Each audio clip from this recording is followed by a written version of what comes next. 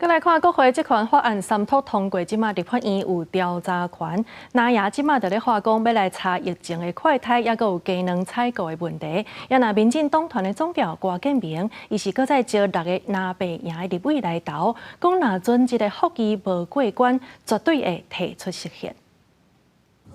立法院进行三读通过国会这款法案，互立法院调查权。国民党评估上紧伫7月应行使，可能会先锁定消暑技能案。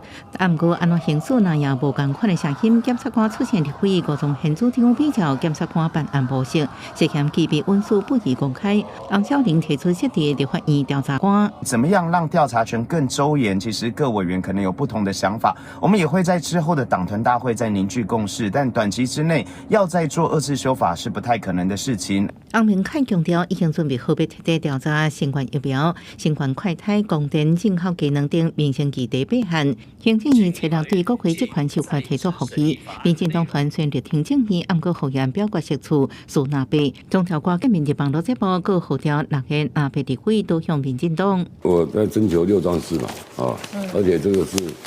6壮士啊，6个英雄啊，历史桂冠会给他们的，这个秒杀的，赶快来报名哈。那假如要请你起义来归也可以的。我们还是团进团出啊，我们不会有什么变动。郭建明表示，按正11定数委员会会排定什么时阵处理复议案，立院专议委员会审查时阵会邀请行政院长杜靖泰列席说明，各规立法院会投票，复议无过，但总统签署法案而且生效了后，民进党团甲行政一定会提出实现，会个别提出实现文，各同时提出暂时处分。记者综合报道。